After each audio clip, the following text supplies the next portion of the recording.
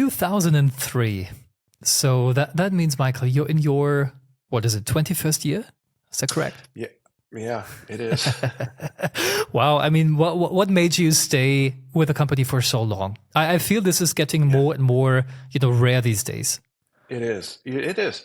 Well, it's all about growth.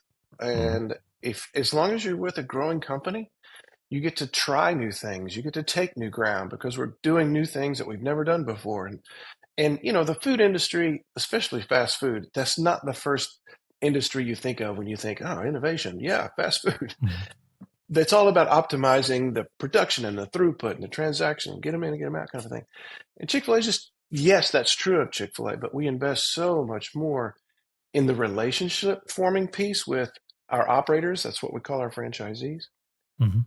And how they invest in their team members to give them a positive influence or a positive experience through their positive influence. And that spills over to the customers. If they enjoy their work, then customers see that and they feel that and they want to come back. And it's kind of been our secret sauce.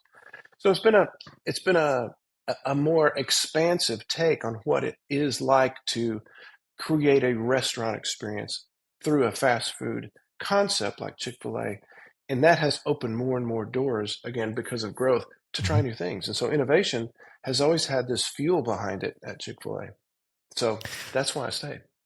Specifically in Europe, where McDonald's is very strong in, coverage, and also in Germany. I agree. I mean, the fast food industry might not be the number one that comes to your mind if you think about innovation. But for example, McDonald's, I think they actually did a very good job in, transforming the experience on site in the restaurant over time. With some of the things, they made it just easier for you to collect your food. They made it easier to order with the self ordering terminals they have.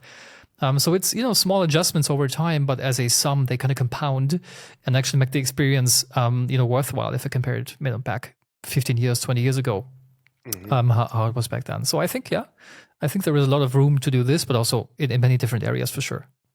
Yeah, well, I think that transformation, the word you use there is key, because in our industry, as in most industries, the demand of the consumer and their preference pulls us in this direction or that direction, so that we can adapt to the changing needs of the consumer. And convenience has been one of those transformational areas that continues to influence a lot of the strategic imperatives that we have, and our competition has as well.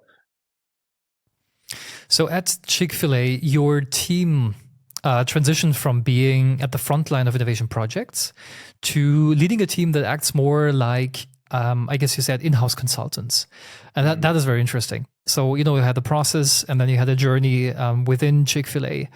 And talking about transformation, I think that is also a really interesting transformation for an innovation team to not, only execute and do the projects and implement them, but also to turn into this internal in-house consultancy. How did this transformation come about? What inspired it? Oh, great question. When I took on this role, it's been about 7 years. The first thing I did was I wanted to understand what the perspective was of the organization with regard to innovation. So I spent 12 months of a lot of one-on-one conversations. I mean, dozens and dozens of conversations. And I would ask them just a few questions. One is, what do you believe about innovation? And everybody I talked to gave me a different answer. What do you believe about our innovation process? Well, some of them could tell me all 5 steps, and some of them couldn't. And some of them had a perspective, and some of them didn't really. And then the third question is, how does innovation show up in your day-to-day work? And I had a handful of power users that they knew all those answers. They had a perspective and they were using the process. But 95% of everybody I talked to didn't have any answers for that stuff. And I'm like, oh my gosh. At that point, that was probably 2017-ish. From 2010, we've had a process in place. We've done a lot of educating the organization on this process. And yet here we are 7 years into that back in 2017. And it's gone to waste. It's because people aren't internalizing it and they aren't applying it. So that's when I thought, okay, let me keep peeling back the onion here and ask them, why is it not part of your daily work? Tell me more about your daily work. What are your challenges? What are some of the things? What are some of the things, the goals that you hope to reach by the end of the year? And so they would describe those. I said, well, would you be interested in getting to better solutions faster? And of course, everybody was like, well, I think that's, well, then how about I come beside you, because it was just me at that point, and let me get into the work a little bit, be a thought partner, but also be a designer in this process to get to better solutions faster.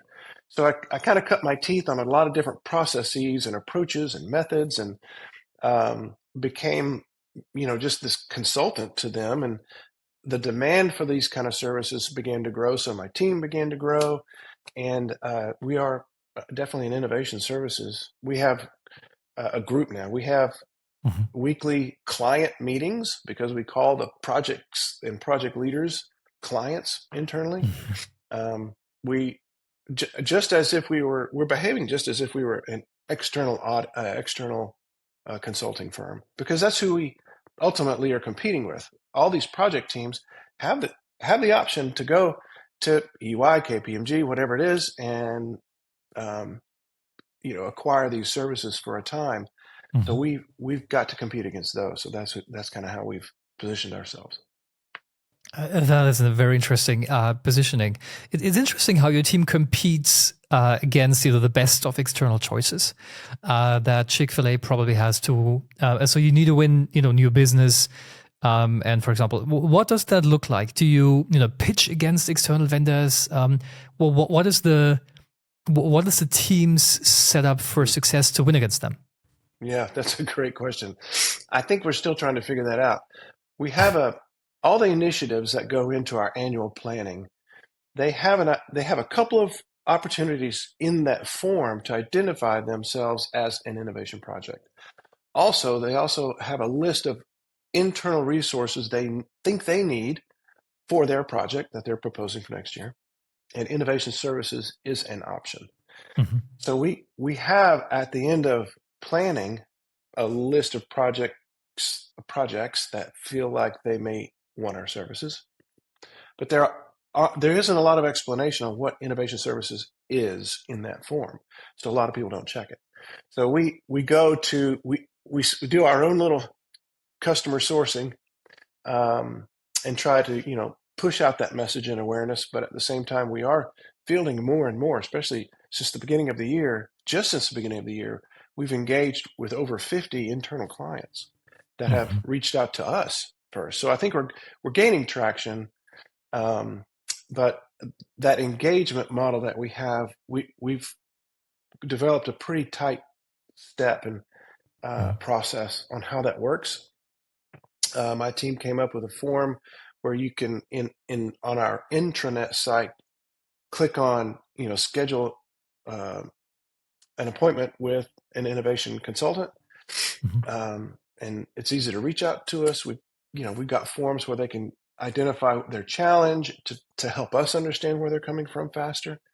So we're trying to eliminate that friction that they would normally have with an external vendor.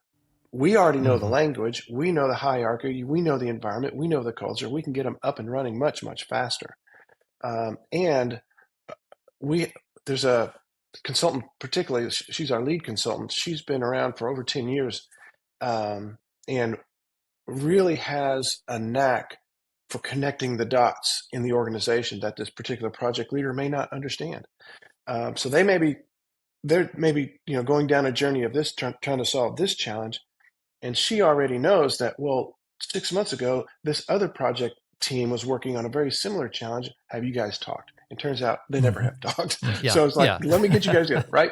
So we sort of eliminate the friction. We get them to better solutions faster, hopefully, than the external vendor might. Yeah.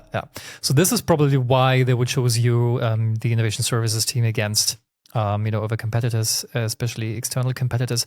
But that's one thing. There is. I'm not sure if I'm allowed to say this, but I just do it anyways. There is this, you never get fired for hiring McKinsey. and you never get fired for hiring, Accenture and what is there. Is it the same for innovation services? Well, you never get fired if you hire Chick-fil-a innovation services, or is it different? Oh man, that's a good question. I hope you don't. I hope none of our clients feel at risk in that area. I think they always have the option to fire us and go outside. So I think maybe that option, and the fact that it doesn't cost them anything, makes that a little easier. We are much more of a partner, whereas if an external vendor comes in, you have a very thorough proposal deck. Ours is much smaller. It's very conversational. On the back end, all of the artifacts from whatever sessions we may have facilitated for you, we can provide partners who will capture that for you, but it's ultimately up to the project team on how they want to capture it. We don't come back with a big 3-ring binder of everything we've heard. That's up to the project team. So it's a little bit heavier lift for the team, but I mean, it seems to be worth it so far. Yeah, and I think it's a really interesting idea, and I could see the benefits and the value you can bring, also from the inside. That's interesting. You can make an appointment with innovation services using the forms. Then you guys, help identify the challenges.